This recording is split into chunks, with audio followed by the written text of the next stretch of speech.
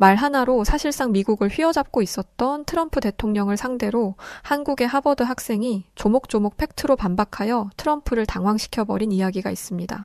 이게 믿겨지시나요? 이는 전 세계적인 매스컴을 타며 조명받기도 했다는데 과연 무슨 일이 있던 걸까요? 안녕하세요. 저는 미국 국적의 로렌스라고 합니다. 어릴 땐 멋진 여장군이 되고 싶었지만 지금은 국제정치학을 전공 중인 평범한 대학원생이에요. 하지만 언제나 마음속에는 튼튼하고 멋진 여장군으로서의 로렌스가 살아 숨쉬고 있죠.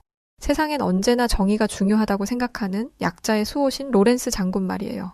무튼 그랬던 저라 저는 어릴 때부터 뉴스에서 국제 분쟁이나 정치적 이슈가 나올 때마다 부모님께 질문하곤 했답니다. 저 나라들은 왜 자꾸 싸우는 거야? 그럼 왜 하필 저기에 미국이 끼어드는 건데? 라고요. 지금 생각하면 우리 부모님도 참 난감하셨을 것 같아요. 이걸 어디서부터 어디까지 설명해 주느냐도 그렇고요. 하지만 그럼에도 불구하고 지금의 저를 여기까지 있게 만들어준 게 바로 그 질문들이었던 것 같아요. 그렇게 꿈을 안고 성장했지만 최근엔 저도 남들과 다름없이 삶에 찌들어 큰 꿈 없이 그저 그렇게 대학원 생활을 하고 있었답니다. 그러던 제게 마치 마른 하늘의 날벼락처럼 갑자기 뚝 떨어져 제 정의감을 불타게 한 한국인 사건이 있었는데요. 지금부터 설명해 드릴게요. 평소와 다름없던 이번 학기, 저는 현대 군사력과 경제 발전이라는 강의를 수강하게 되었어요. 솔직히 말하면 처음에는 제가 들어본 중 제일 재미없는 강의가 될 거라는 생각이 들었죠. 군사력은 재미있어 보였지만 경제 발전은 재미없어 보였거든요. 지루하고 졸릴 게 뻔하다고 생각했죠. 특히나 이 강의의 주제가 아시아 쪽으로 흐르기 시작할 때부턴 정말 관심이 뚝 떨어져서 이 강의 시간마다 졸기도 했답니다. 미국은 강대국이고 저는 트럼프의 기행을 따라잡아 이해하는 것만도 바쁜 상황이었거든요. 머나먼 아시아에 대해서는 특별히 깊이 알아본 적도 없었고 그저 학점 채우는데 필요한 부분일 뿐이라고 생각했어요. 그나마 제 머릿속에서 아시아는 그냥 포장 자주 해먹는 중국 음식과 독특한 애니메이션을 잘 만드는 일본 정도로 간단히 정리될 정도였죠. 물론 현대 군사력이라는 주제는 좀 달랐어요. 아직 제 안에 남아있는 여장군이 되길 꿈꾸던 어린 로렌스의 심장을 뛰게 하기에 충분한 매력이 있었으니까요. 아참, 군사력에 대한 제 견해를 먼저 말씀드리자면 저는 군사력의 핵심은 단순히 총이나 전차 같은 장비에만 있는 게 아니라고 생각해요. 저는 늘 군사력의 진정한 힘은 기술력과 전략, 이 두 가지에 있다고 믿어왔죠. 하드웨어만 강한 나라는 전쟁에서 승리할 수 없고 이를 얼마나 효과적으로 활용하느냐가 승패를 가르는 열쇠라고 생각하거든요. 예를 들어 세계 2차 대전 당시 독일의 에르빈 롬멜 장군이 그런 예시예요. 그는 사막의 여우라는 별명으로 불리며 기동전술의 교과서를 썼고 미국도 오마 브래들리와 같은 뛰어난 전략가를 통해 연합군의 승리를 이끌기도 했죠. 물론 최근에는 시대가 좀 달라지긴 했어요. 군사 전략도 중요하지만 여기에 더해서 기술의 중요성까지 부각되는 시대가 되었죠. 그러다 보니 특히 AI 기술이나 사이버전 같은 신개념 전쟁 분야도 꽤나 흥미로운 분야로 거듭난 것 같아요. 이 분야에서는 몇몇 국가들이 굉장히 주목받고 있는데 솔직히 저는 처음에 다른 나라들 사이에 한국이라는 나라가 이 리스트에 올라 있으리라고는 상상도 못했어요. 제가 알기로는 AI 기술이나 방위산업 쪽에서는 늘 미국, 중국, 러시아 정도가 선두에 서 있는 줄로만 알았거든요. 그런데 이번 강의를 준비하며 우연히 알게 된 이름이 있었는데 바로 로버트 에이브럼스 장군님이세요. 이분은 한미연합사령관을 역임한 미국의 장군인데 인터뷰에서 한국의 군사력과 기술력을 굉장히 높이 평가하더라고요. 그는 특히 한국이 자체적으로 발전시킨 방위산업, K-시리즈의 장비들이 세계적인 수준이라고 말했어요. 이 말을 듣고 저는 머릿속에 큰 물음표 하나가 자리한 상태였죠. 그냥 예의상 한 말인가 하는 생각까지 했을 만큼요. 아시아 쪽으로 강의 주제가 흘러가자 제 머릿속엔 그나마 이 생각 하나가 자리 잡고 있었어요. 다른 건 다 흥미없지만 과연 한국이 정말로 그렇게 굉장한 나라라는 게 사실일까? 아니면 에이브럼스 장군이 그냥 동맹국이라 덕담을 한 걸까? 물론 지금은 그런 의문을 가지고 강의실에 들어섰던 제 자신을 돌이켜보면 참 편협했구나 싶기도 하답니다. 자, 본격적으로 이 이야기는 그날 강의실에서 벌어진 일로부터 시작됩니다. 첫 수업날 교수님께서는 군사력과 기술력이 국가의 위상에 어떤 영향을 미치는지 논의해보자는 주제로 강의를 시작하셨어요. 강의는 흥미롭게 진행되었고 정말 제 의문을 알고 계시기라도 한 듯이 강의 내용에는 한국이라는 나라가 자주 언급되기 시작했죠. 교수님은 한국의 방위비 지출과 방위산업 발전 상황, 그리고 나토 훈련에서의 성과를 보여주는 자료를 화면에 띄우며 열심히 강의를 하셨습니다. 그런데 그때였어요. 내 옆자리에 앉아있던 같은 미국 유학생 앤드류가 갑자기 손을 번쩍 들며 말을 꺼내더군요. 교수님, 강의는 더 정확해야 한다고 생각합니다. 솔직히 말해서 말이 좋아 그나마 살아남은 거지 한국이 무슨 군사 강국인가요? 트럼프 대통령도 말씀하셨잖아요. 한국은 방위비도 제대로 내지 않고 미국 덕분에 지켜지는 나라라고요. 솔직해지자고요. 저는 한국이 군사력을 논할 자격은 없다고 보는데요. 앤드류의 발언은 강의실 분위기를 순식간에 얼어붙게 만들었습니다. 몇몇 학생들은 고개를 끄덕이며 동조했지만 다른 학생들은 불편한 표정을 감추지 못했습니다. 저는 조용히 그의 말을 듣고 있었지만 이 발언이 과연 타당한지 의문이 들기 시작했어요. 그래도 에이브럼스 장군이 인정한 한국인데 저런 소리를 들을 정도인가 싶었거든요. 그때 강의실 앞쪽에 앉아있던 한 학생이 손을 들었어요. 평소 조용했지만 성적이 항상 우수권이어서 얼굴과 이름은 알던 학생이었는데요. 저는 그 순간 아! 하는 소리를 내고 말았습니다. 왜냐면 그 학생이 바로 한국인이었거든요. 모두가 순식간에 그 학생에게 시선이 집중된 그 순간 교수님은 그를 향해 고개를 끄덕이셨어요. 저는 그가 앤드류에게 네가 뭘 아냐고 비난을 퍼부을 거라고 생각했죠. 그런데 그 친구는 오히려 차분하게 말을 시작했어요. 방위비 분담에 대한 말씀을 하셨는데 그 발언은 조금 오해가 있는 것 같습니다. 한국은 GDP 대비 2.7% 이상을 국방비로 지출하고 있거든요. 이는 나토의 권장 기준을 훨씬 초과하는 수치입니다. 미국과 비교해도 크게 차이가 나지 않죠. 지금 그 말은 미국도 방위비를 제대로 내지 않는다는 이야기나 마찬가지입니다. 그렇게 생각하시는 건가요? 라고 말이죠. 예상치 못하게 실질적으로 수치, 숫자를 가지고 말을 하자 모두가 당황스러워하는 분위기였어요. 약간 그런 거 있죠. 경기를 보는데 누구나 다 질 거라고 생각했던 제일 약한 학생이 알고 보니 전설의 선수의 후손이어서 엄청난 힘을 가지고 있었다 이런 분위기요. 물론 가장 당황스러워하는 사람은 앤드류였습니다. 앤드류는 급하게 자신의 자료를 뒤적거리더니 이내 뭔가를 찾은 듯 의기양양한 얼굴로 대응하기 시작했어요. 오케이, 그렇다 치죠. GDP 대비 비율이 높다는 건 인정합니다. 하지만 문제는 그게 아니에요. 그 돈으로 실제로 뭘 해냈느냐가 중요한 겁니다. 한국이 자주 국방을 이야기하지만 결국 미국이 없으면 북한과의 대치를 어떻게 유지하겠습니까? 미군이 철수한다면 한국의 방어력이 지금처럼 유지될 수 있다고 보세요? 그리고 K방산? 뭐 그런 거 다 좋습니다. 하지만 나토 훈련에서 인정받았다니 그건 결국 동맹국이니까 미국이 뒤에서 지원해준 거 아니겠습니까? 한국은 결국 도움을 받아 간신히 위상을 유지하는 것뿐이에요. 허울뿐이라고요. 물론 솔직히 말해서 한국 같은 나라가 미국처럼 글로벌 군사력을 가질 필요도 없긴 합니다. 미국이 뒤에서 지원해주고 있는데 굳이 자주 국방이니 뭐니 하면서 돈 낭비할 필요가 있겠나요? 제가 보기엔 그냥 효율적으로 미국을 활용하는 게 맞는 것 같아요. 지금처럼 꼭두각시 노릇이나 하면서 말이죠. 앤드류는 이런 식으로 논리를 펴며 미국의 영향력이 없으면 한국의 군사력이 과연 실질적으로 어느 정도인지 의문이라고 강조했어요. 나름 일리가 있는 말에 학생들은 맞다고 호응을 하기도 했죠. 저는 내심 마음 한켠으로는 한국인 학생이 이겼으면 하는 마음이 있었기 때문에 좀 안타까운 심정이었어요. 이대로 그냥 토론이 끝날 줄 알았거든요. 그런데 더 이상 할 말이 없을 줄 알았던 한국인 학생은 다시 매너 있게 손을 들더니 말을 이었습니다. 몇 가지 오해를 바로잡아 드리고 싶어요. 먼저 미군이 철수하면 한국이 스스로를 지킬 수 없을 거라는 주장은 근거가 부족합니다. 한국은 이미 세계에서 손꼽히는 자주 국방 체제를 유지하고 있거든요. 북한과 대치하는 상황에서 단순히 미국의 지원만을 의존했다면 지금처럼 안정적인 방어 체계를 구축하지 못했겠죠. 그리고 앤드류의 말과 다르게 나토 훈련에서 한국의 K2 전차와 K9 자주포가 보여준 성과는 단순히 미국의 지원 덕분이 아닙니다.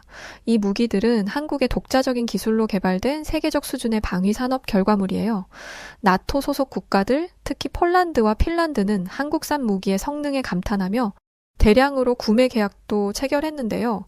폴란드 대통령이 한국산 K9 자주포가 도착했을 때 직접 환영했다는 사실은 알고 계신가요? 정말 이런 부분들이 모두 고작 미국이 한국 뒤에서 지원을 해주고 있을 것 같다는 추측 때문일 거라고 생각하시나요? 나토 소속의 연합국들이 고작 그것 때문에 자신들의 방위를 한국에게 맡긴다고요? 강의실이 술렁이기 시작했습니다. 몇몇 학생들이 고개를 끄덕이며 흥미를 보였어요. 그리고 한 가지 더 말씀드리죠. 미국이 없다면 한국이 대북 방어를 유지할 수 없다는 주장은 역사적으로도 사실과 다릅니다. 이미 과거부터 말이죠. 1990년대 초 미군이 주한미군 철수를 검토했을 때 한국은 이미 자주 국방을 위한 대규모 방위 투자와 기술 개발을 시작했습니다. 그 결과 한국은 지금 세계적인 수준의 미사일 방어 체계, 탄도미사일, 그리고 해군 전력을 보유하게 되었어요. 앤드류처럼 1차적인 논리라면 지금 이 상황을 보았을 때 오히려 미국이 한국의 발전을 막고 있다고도 볼 수 있을 것 같은데 어떠신가요? 결국 한국은 단순히 미국 덕분에 살아남는 나라가 아니라 자국의 방어를 위해 끊임없이 노력하고 발전해온 나라입니다. 미국이 중요한 동맹국이라는 점은 부정하지 않아요. 하지만 그 도움을 받으면서도 스스로의 힘을 기르고 세계적으로 인정받는 방위산업 강국으로 자리 잡은 것도 부정할 수 없는 사실입니다. 자주국방이라는 개념은 허울이 아니라 한국이 실질적으로 이루어낸 결과물이에요.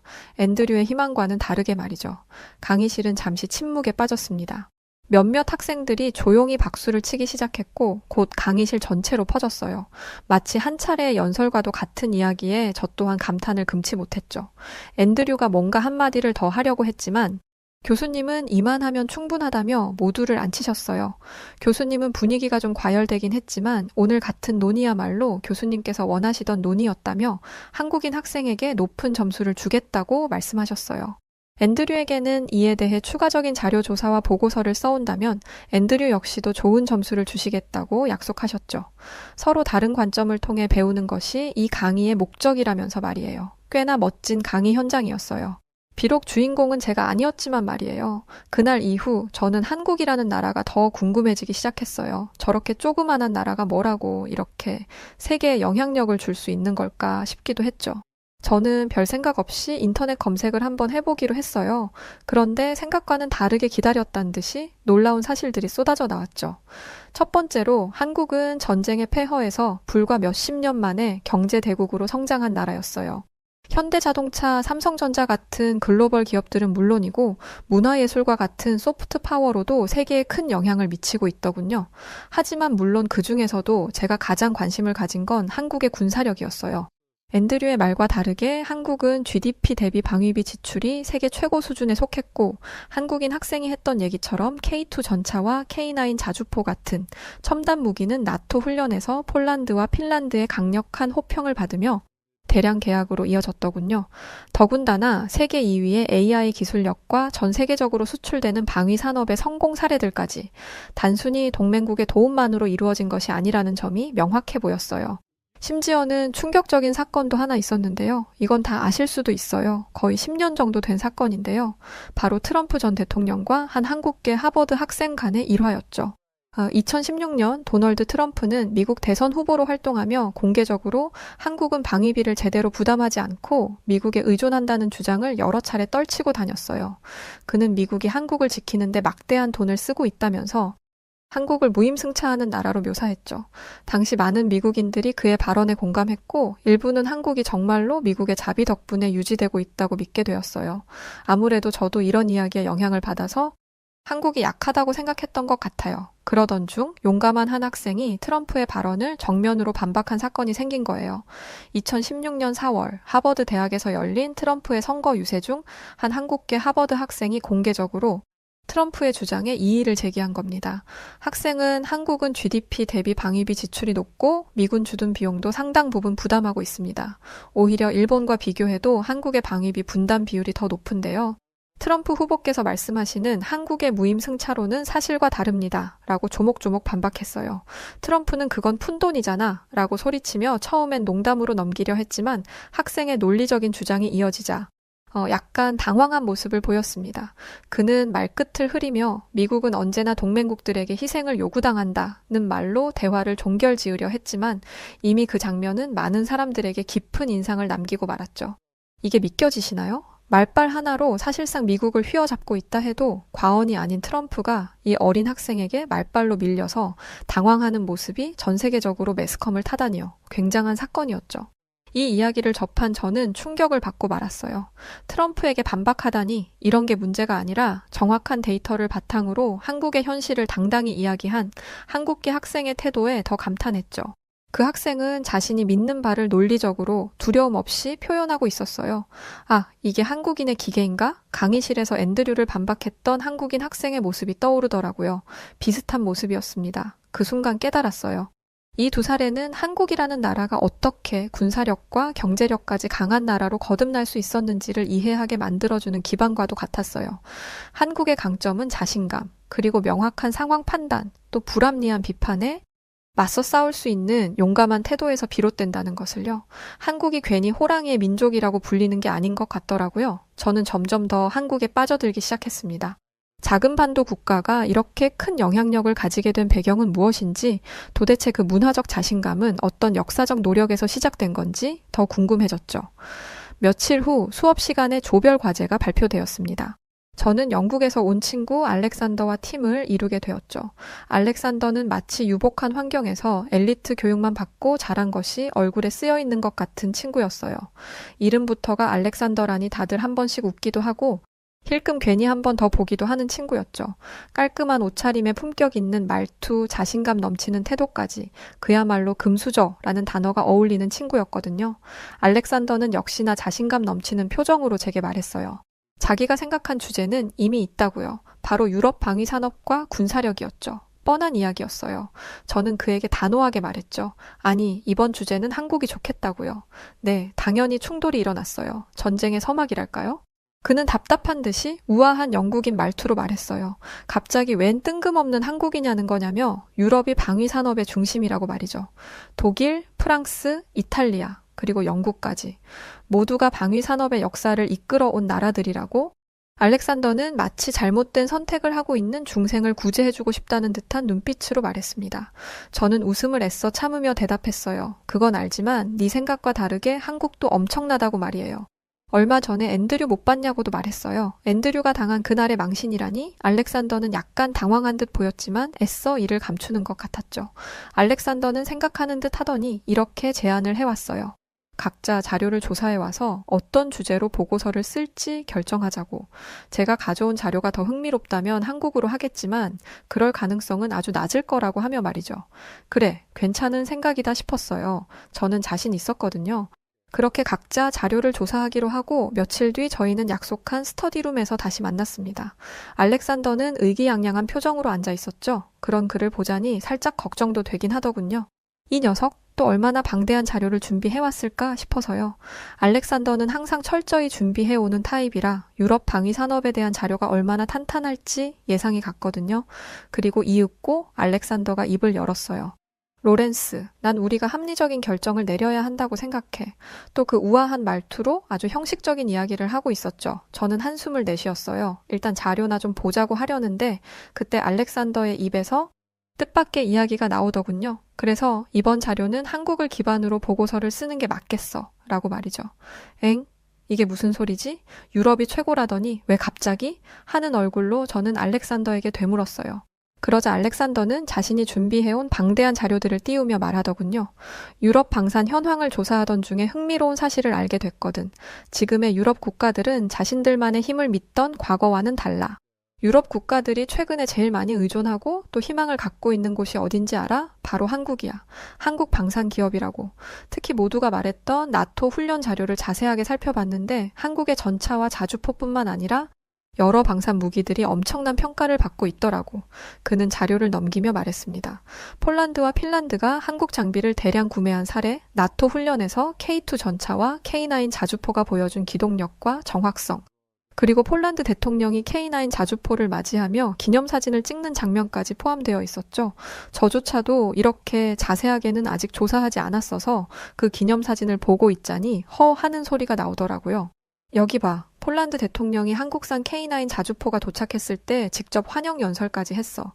심지어 기존의 독일제 전차를 쓰던 나라들이 이제는 K2 전차로 교체를 고려하고 있더라고. 유럽 방산 강국이라고 불리던 나라들이 왜 한국 장비를 선택했는지 생각해보면 이건 정말 대단한 일이야. 알렉산더는 아직 끝나지 않았다고 더 큰 게 있다는 이야기를 꺼냈습니다. 바로 한국과 사우디아라비아 간의 잠수함 계약 협상 이야기였죠. 알렉산더는 노트북 화면에 한 기사를 띄워주었습니다. 사우디아라비아가 한국의 장보고 3 잠수함 기술에 엄청난 관심을 보이고 있다는 내용이었는데요. 이 잠수함이 세계적인 수준의 리튬 이온 배터리를 탑재했고 이 배터리 덕분에 기존 디젤 엔진 잠수함보다 작전 지속 시간이 훨씬 길어졌으며 특히 사우디가 걸프 해역에서의 작전을 위해 잠수함 전력을 강화하려고 하려던 중이라 기존의 프랑스제와 독일제 잠수함 대신 한국 잠수함을 우선적으로 검토하고 있다는 것이었어요. 그는 화면을 넘기며 자료를 더 보여줬습니다. 게다가 이 잠수함은 3,000톤급으로 중형급 잠수함임에도 불구하고 수직 발사 시스템 VLS를 탑재해 장거리 탄도미사일까지 발사할 수 있어. 사우디는 이 무기를 통해서 이란과의 군사적 경쟁에서 우위를 점하려고 하고 있는 것 같아 알렉산더는 잔뜩 들뜬 것 같았습니다. 아무래도 이번 보고가 아주 잘 될 거라는 기대감이 있는 것 같았어요. 사우디는 잠수함 도입에 대해 기존의 프랑스와 긴밀히 협력해 왔는데 이제 한국을 더 진지하게 고려하고 있어. 이미 사우디의 고위급 인사들이 한국을 방문해 기술 시연을 본 상태야. 프랑스 잠수함은 납기와 기술 요구를 제대로 맞추지 못했는데 한국은 이런 부분에서 큰 신뢰를 얻고 있는 것 같더라고. 그 이야기를 듣고 있자니 저는 머릿속에 백조가 떠올랐어요. 물 밖에선 우아하지만 물 밑에선 쉼없이 발장구를 치고 있다는 그 백조가 말이에요. 한국은 늘 우아하고 조용하게 지내오고 있는 것 같았지만 사실 누구보다도 치열하게 경쟁력을 키우고 있었던 거죠. 이게 끝이 아니었습니다. 알렉산더는 이어서 한국의 전투기에 대한 이야기도 꺼냈어요. 그 주인공은 한국이 개발한 KF-21 보라매였죠. 한국이 독자적으로 개발한 4.5세대 전투기인데 인도네시아랑 공동 개발한 거라 국제적으로도 큰 관심을 받고 있다고 하면서요. 그는 KF-21의 사진을 보여주며 말했어요. 이 전투기는 스텔스 기능은 기본이고 AESA 레이더와 다목적 미사일 시스템 같은 최신 기술이 다 들어가 있어. 특히나 중요한 건 한국이 이걸 자체적으로 개발했다는 거지. 이 전투기가 제대로 자리 잡히면 한국은 전투기 수출에서도 큰 영향력을 발휘하게 될 거야. 이미 동남아시아와 중동 지역에서 관심을 보이는 나라들이 많아지고 있거든. 어때? 이렇게 되면 우리가 한국에 대해서 무조건 발표해야 될 것 같지 않아? 흥분한 알렉산더를 보며 저는 웃음을 터뜨리고 말았어요. 그래, 거봐. 내가 한국에 대해서 발표하자고 했잖아? 라는 말이 턱끝까지 올라왔지만 그냥 말하지 않기로 했죠. 알렉산더가 저보다도 더 한국에 푹 빠진 것 같았거든요. 알렉산더는 한국이 완전히 새로운 수준의 방산 강국으로 자리 잡으려 하고 있다며 전차, 자주포, 잠수함, 그리고 이제 전투기까지 한국은 글로벌 방산의 모든 주요 분야를 커버할 수 있는 나라가 되었다고 평가했어요. 맞는 말이었죠. 그날 우리는 결국 주제를 한국으로 확정했습니다. 한국의 방위 산업과 그들이 세계에 미친 영향을 탐구하는 과제는 이제 저와 알렉산더 모두에게 흥미로운 도전 과제가 되었죠. 처음에 어떻게 유럽을 두고 한국 같은 이야기를 하느냐며 코웃음을 치던 알렉산더의 모습이 떠올랐지만 애써 참아보기로 했어요. 어쨌든 이젠 열심히 하니까요. 하하. 발표 당일, 저는 발표 자료를 들고 미리 세팅을 하기 위해 일찍 강의실에 들어섰습니다. 그런데 강의실 구석에서 들려오는 익숙한 목소리에 걸음을 멈추게 되었죠. 바로 앤드류였습니다. 그런데 대화 주제가 심상치 않더군요. 앤드류는 언제 왔는지 몇몇 학생들을 모아놓고 한국에 대한 비난을 늘어놓고 있었어요. 그놈의 검은 머리 동양인들을 왜 그렇게 싫어하는 건지 모르겠지만 속으론 그랬죠. 그래도 한국을 건드는 건 좀 오바지라고요. 앤드류는 학생들 사이에 껴서 이런 말을 하고 있었습니다. 내가 말했지? 한국 같은 나라는 자립할 수 없다고. 너희들 한국이 얼마나 후진적인 곳인지 알아? 아직도 길거리 노점에서 밥을 파는 게 걔들의 주요 경제 활동이야. 제대로 된 기술력은 전부 외국에서 가져다 쓰는 거고 미국 없이는 아무것도 못한다고. 앤드류는 거의 90년대에나 있었을 법한 이야기를 사실인 양 떠들어대고 있었습니다. 저는 듣다 못해 한 걸음 다가갔어요. 근데 그런 저를 추월해서 가는 자가 있었으니 바로 영국인 알렉산더였죠. 알렉산더는 특유의 그 우아한 말투로 말했어요. 앤드류, 도대체 그런 낡아빠진 정보는 어디서 얻는 거지? 라고 말이죠. 앤드류는 갑작스런 알렉산더의 등장에 당황한 것 같았어요. 그 나긋한 말투로 먹이는 지적이라니. 알렉산더는 학생들에게 오늘 우리의 발표를 들어보라고 말하고는 자리로 돌아갔죠. 모두가 킥킥거리는 가운데 이윽고 저희 조의 발표가 시작되었어요. 알렉산더와 저는 차례로 한국의 K2 전차와 K9 자주포의 나토 훈련 성과, 폴란드와 핀란드의 대량 구매 계약, KF-21 전투기의 개발 과정, 그리고 사우디아라비아와의 장보고3 잠수함 협상까지 심도 깊은 이야기를 발표했습니다.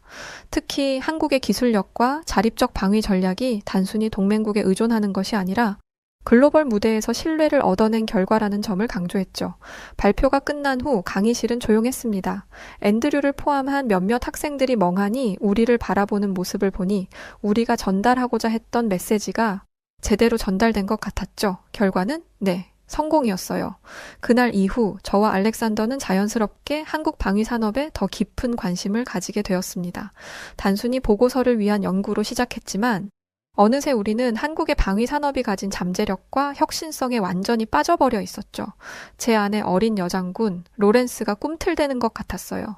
결국 저와 알렉산더는 이야기 끝에 결단을 내렸습니다. 어떤 결단인지 궁금하시죠? 바로 한국 방위산업체에서의 글로벌 인턴십이에요. 이제 우리는 목표를 구체화하고 있어요. 알렉산더는 이미 영국의 명문 사립학교에서 공부하며 탄탄한 네트워크와 경험을 쌓아온 터라 글로벌 기업에 지원하는 데 자신감이 넘쳤죠. 저도 도와주었고요. 저도 국제정치학을 공부하며 쌓아온 데이터 분석 및 국제관계에 대한 이해를 무기로 삼아 방위산업 기업에서 일할 가능성을 탐색하기 시작했죠. 특히 우리는 한국의 대표적인 방산 기업인 한화디펜스, 현대위아, LIG 넥스원과 같은 회사들에 대해 철저히 조사하며 인턴십을 준비하기 시작했어요. 한화디펜스의 K9 자주포 개발 과정, LIG 넥스원의 미사일 시스템, 그리고 현대위아의 차세대 군사장비 생산 라인 등 각 기업이 방산 분야에서 이룬 성과들은 우리의 흥미를 더욱 자극하기 충분했어요. 우리는 이제 함께 자료를 모으고 지원서와 자기소개서를 준비하며 우리의 새로운 목표를 이루기 위해 준비하고 있어요. 이제 우리는 새로운 여정을 시작하려 해요. 한국 방위산업을 이해하고 그 혁신적인 발전에 기여하러 갈 거예요.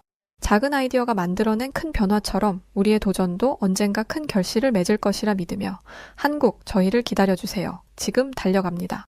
네, 오늘 사연 여기까지입니다. 작은 강의실에서 시작된 하나의 논쟁이 두 사람의 목표를 바꾸고 한국이라는 나라를 새로운 시각으로 바라보게 만든 이야기였는데요. 한국이 전투기나 전차는 물론 이제는 잠수함까지 수출하면서 세계 무대의 주인공이 되어가고 있다는 이야기는 언제 들어도 참 반가운 이야기인 것 같습니다. 앞으로도 멋진 도전을 이어갈 우리나라 기업들, 그리고 또 로렌스와 알렉산더의 여정이 기대되지 않으신가요? 그럼 저는 사연을 전해드렸던 여우튜브 송은지였습니다. 다음에 또 더 기대되는 다른 이야기, 다른 사연자의 사연으로 다시 돌아오겠습니다. 영상 끝까지 시청해주신 모든 분들 감사드리고 항상 사랑 주셔서 진심으로 고맙습니다. 사랑합니다. 당신만의 유튜브가 될래요. 당신만의 사연을 들려드릴게요. 언제나